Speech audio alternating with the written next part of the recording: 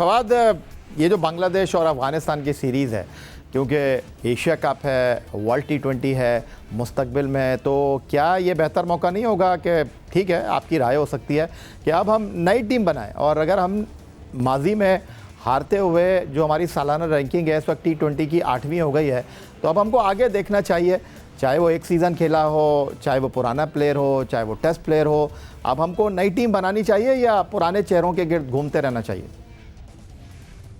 देखें, मैं तो यही कहूंगा जो पाकिस्तान के लिए अच्छा हो वो हो। राशिद भाई ने एक बड़ी अच्छी बात की, 3 बंदे बताए, बॉलर्स गिनवाए। मूसा किधर है, धानी किधर है, ये भी वही वाले बात थे जो टीवी पे आए थे। खैर, इस बात को आप जो नई और पुरानी, मैंने बात की ना कि मुझे टीम नई बनाने में या पुरानी में मसला नहीं है।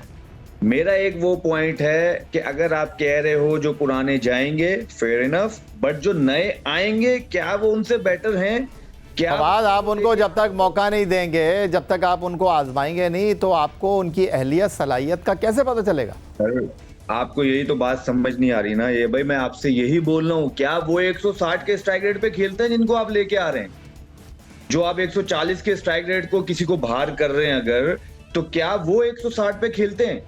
मेरा मुद्दा ये है। यहाँ फिर अगर जब आप लेके आओगे, एक दफा जब अफगानिस्तान के साथ भी हुआ था, जब अफगानिस्तान के साथ शारजा में हुई थी सीरीज, ठीक है, ये हम सभी थे, हम सब का नाम लेता हूँ मैं, किसी एक का नाम नहीं लेता। जब शादाब खान कप्तान बने थे और गए और सीरीज हार के आए, तो सीरीज जब पहला मैच ही खत्म हुआ था, उसके बाद ही बातें शुरू हुई थी, नहीं इससे अच्छा तो वही। यहाँ मैं रोकना चाहूंगा आपको, वहाँ जो तब्दीलियाँ हुई थी और शिकस्त के बाद जो टीम के कप्तान थे उन्होंने कहा था कि अब आपको इस बात को समझ लेना चाहिए कि ये रिजवान और बाबर के बगैर टीम नहीं बन सकती, तो इसी के ऊपर 6 शो हो सकते हैं, तो इस बहस में तो ना ही जाएं तो बेहतर है फिर।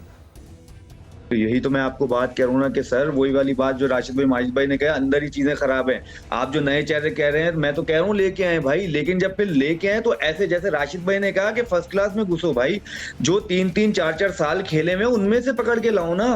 क्यों नहीं आपको परफॉर्म करके देंगे? वो डिलीवर भी करके देंगे क्योंकि उनको एक्सपीरियंस ज्यादा होगा, वो जो है मैच अवेयरनेस उनको ज्यादा होगी, उनको जो कॉन्फिडेंस लेवल है वो ज्यादा होगा, वो प्रेशर हैंडल भी कर सकते हैं। ये जो आप नए प्लेयर कह रहे हैं लेके हैं, नो डाउट, लेकिन आप पूरी टीम को चेंज तो नहीं कर सकते ना। फिर आप 1-2 ही PSL से उठाते हो, फिर वो जो डोमेस्टिक जो 4-5 साल से रुल रहे हैं, जो अपने आप को घिस रहे हैं, उनको लेके आए, बॉलर्स को भी वहीं से लेके आए। ये मैं अली रजा के खिलाफ नहीं हूँ, बहुत अच्छे बॉलर, जैसे आपने कहा ना आजमाएं, वही वाली बात राशिद भाई वाली बात, जब आजमाएंगे एक मैच में इंजरी हो जाएगी, बेचारे का करियर ही खत्म हो जाएगा। फिर फायदा क्या? अगर आपको फ्यूचर सोचना है पाकिस्तान का, तो फ्यूचर के हवाले से टीम बनानी पड़ेगी। अगर आपने किसी को चांस भी देना है तो ये भी सोच के देना है कि यार ये 6 चांस है, तो 6 में से 6 में ये डिलीवर नहीं करेगा, 1-2 में भी करा हमारे लिए फायदा है।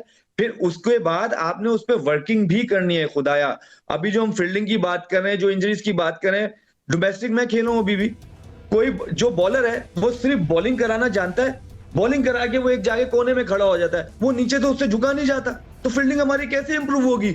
वो सुबह ट्रेनिंग में जो ट्रेनिंग कर रहे होते हैं वो मैं देखता हूँ, जो वो फील्डिंग करवा रहे होते हैं, सुबह वार्म अप फील्डिंग हो रही होती है, वो मैंने देखी है, कोई करता ही नहीं है। तो कैसे आप कहते हो कि यार पाकिस्तानी टीम में आके इंप्रूव कर लें या ये फील्डिंग अच्छी करना शुरू कर दें या इनकी फिटनेस अच्छी हो जाए? सिर्फ बॉलिंग करना फिटनेस नहीं होता भाई। जब हम पाकिस्तानी टीम में आते हैं या फ्रेंचाइज में आते हैं, उधर आके हम जिम में घुस जाते हैं या ट्रेनिंग कर लेते हैं थोड़ी बहुत, जब आप पे लोड पड़ता है, क्योंकि वो लोड प्रेशर वाला है। वो लोड क्या होता है कि अगर 15 दिन का टूर है तो 15 दिन में अगर 5 दिन आप लगे वो मैच में, तो 8 दिन फील्डिंग ट्रेनिंग सब कुछ होती है, तो आप उधर टूट जाते हो भाई। ये हम डोमेस्टिक में नहीं करते, ये कल्चर हमें पहले डोमेस्टिक में चेंज करना पड़ेगा। जो आप कोचेस लगाते हो उनका भी देखना पड़ेगा, उनके ऊपर भी लाके बिठाओगे यार वो कैसी कोचिंग कर रहे हैं, यहाँ वो अपना टाइम दे रहे हैं या नहीं दे रहे। वो लोग भी आते हैं, सिर्फ खाना पूरी करते हैं और निकल जाते हैं, कोई पूछने वाला नहीं है। तो माजिद भट्टी साहब, हम बात कर रहे हैं कि क्या अब आगे देखना चाहिए, लेकिन आगे देखने के हवाले से राशिद लतीफ़ और फवाद आलम का ये कहना है कि पहले जो चीज़ें हैं उनको बेहतर कर लें तो फिर आगे भी बढ़ जाएंगे, तो ऐसा ना हो कि आगे बढ़ जाएं और फिर रिवर्स गियर लगाना पड़ जाए। देखिए, सबसे पहले तो हमें सिलेक्शन कमेटी बनानी पड़ेगी कि कौन सेलेक्टर्स हैं जो इस पाकिस्तान क्रिकेट को आगे ले जा सकते हैं, क्योंकि ये जो रिसेंट डेज़ में हमने देखा, आकिब जावेद, अलीम डार, असद शफीक, अज़हर अली, ये वाली सिलेक्शन कमेटी तो मेरा ख्याल में माजरत के साथ कि अब इस सिलेक्शन कमेटी को तो खुदा हाफिज़ कह देना चाहिए। नंबर 2, हमें हेड कोच के लिए भी फ़ौरन अनाउंसमेंट करना पड़ेगा। अगर माइक हैसन को अनाउंस करना है तो माइक हसन इस वक्त PSL में मौजूद हैं, उन्होंने बहुत सारे लड़कों को करीब से देखा। मसला ये है कि जिस ऐनक के साथ हमारी ये सिलेक्शन कमेटी पिछले 1 साल के दौरान सिलेक्शन करती रही, मेरे ख़्याल में पाकिस्तान क्रिकेट उससे तो कभी भी हम तवक्को ना रखें कि ऊपर जा सकती है। मेरा ख़्याल में बहुत ज़्यादा कॉम्प्रोमाइज़ थे, बहुत ज़्यादा जानिबदारी थी, और इंतहाई माज़रत के साथ के मोहसिन नकवी साहब बयानात तो बहुत सारे उन्होंने दिए, लेकिन उनकी नाक के नीचे जो बहुत सारे फ़ैसले हो रहे थे, उन्होंने कोशिश भी की, लेकिन किस तरह हो सकता है कि सिलेक्शन कमेटी PCB चेयरमैन को मना कर दे। अगर मना करती है तो फाइनल अथॉरिटी तो PCB चेयरमैन के पास थी। ICC चैम्पियंस ट्रॉफी में सारे फॉर्मर क्रिकेटर्स कहते रहे कि हमें स्पिनर को डालना चाहिए, लेकिन सिलेक्शन कमेटी ने 2 बार चेयरमैन ने कहा, चेयरमैन को ओवर रूल कर दिया। मेरे ख्याल में वो लोग हमें लाना पड़ेंगे। एक तो वो लोग जो जिनका जिक्र फवाद आलम कर रहे हैं कि जो मॉडर्न डे क्रिकेट को जानते हो, दूसरा वो जिनको पाकिस्तान क्रिकेट का दर्द हो। कहाँ से लेकर आएंगे भट्टी साहब? आप खुद कह रहे हैं हमारे साफी नहीं, हमारे पास कॉम्प्रोमाइज हो जाते हैं, हमारे फॉर्मर क्रिकेटर भी कॉम्प्रोमाइज हो जाते हैं।